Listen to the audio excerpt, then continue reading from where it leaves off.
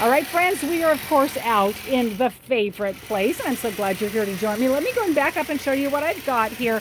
I actually have two of exactly the same of these twin size quilts that are already made. They were made by Bonnie's mother. Mother's passed away now, and Bonnie and her sister and such want to get them finished. So one's going to be for sister's daughter and one's going to be for Bonnie's daughter, so that they can remember Grandma. Aren't they beautiful? Aren't they just lovely? Look at those pretty soothing colors.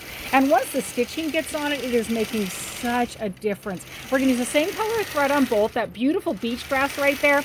And then we're going to use two different designs. Even though they're going to be in two totally different houses, the designs will be different. So the quilts won't be exactly the same, though they probably won't even see each other. It's just fun to use different designs because I have so many pretty ones. This one I'm using the one called HELENE. Such a pretty, loopy, feathery design, adding some beautiful, feathery, soft movement to the lovely quilt that she has right here. I will be trimming this quilt, so I like to let people know, yes, I do offer trimming services, and I would always suggest that you have me trim your quilt. One, you won't have all these little straggly pieces of batting or backing left over just hanging on the edge right there. You get to see it exactly like it's going to be just before you put on the binding. Even better, have me do the binding for you. That first impression, you will just never get it back again. So when you show up, you get to see it already trimmed. I have the tools to be able to do it. I have the space to be able to do it. I'm very specific about how I do it. So I would always suggest you have me trim your quilt.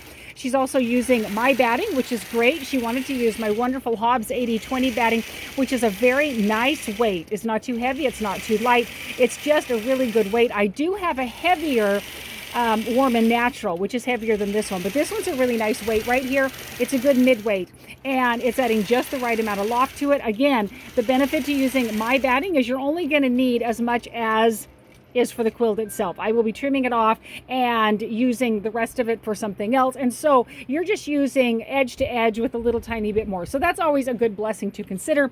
Let me show you the back of the side of the quilt for the pressing situation here. Again, these were already made. They were already put together.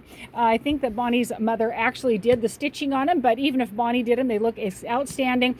And you can see the pressing job. She chose to press them open. Again, when you have thinner fabrics, which some of these are thinner, or you have cotton fabrics for quilts, you don't have to press open to spread the seams, the density of the seams, the bulk, but it is never a bad idea. So that is what she's chosen to do, and I'm happy about it. Like I say, this is like a very thin fabric, fragile. I would almost think of it as more of a shirting fabric, but it's going to work out lovely in this quilt. It's going to be very pretty. Because there are some really light areas here, I'm watching carefully to make sure there's no dark edges coming through as far as like the threads from the other areas, or anything that might have gotten stuck onto the batting before I got it put up there. Occasionally a little bit of thread from the quilt could get on there in the process of me working it through. So I'm very careful about that. Now, the fact that she did press them open means there's less chance of some of this darker area ending up in the lighter area right here. So that's always a bonus also to consider pressing them open. That helps a little bit. She didn't have backings for either one of these quilts, and so I'm providing the backings. I do have a fair amount of backings, about 15 to 20 different backings that are 108 by 108. This one was a really long piece of fabric that was 5.5 yards long.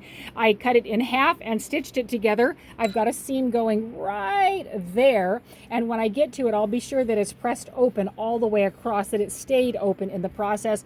There's another video that you'll be able to watch that will show me prepping the backing and getting it up on here on the quilting bed and stitching it together and such that I talk about. But in the meantime, go ahead and put some comments down below. Such a pretty quilt right here. What do you have going? Let's start a conversation. I will finish up a few more rows here and move on to the next one. Let me show you real quick the other quilt also. Like I say, they're the same.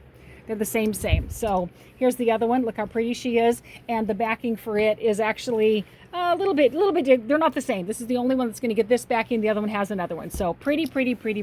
My friends, let's have a great day. Make it a great day.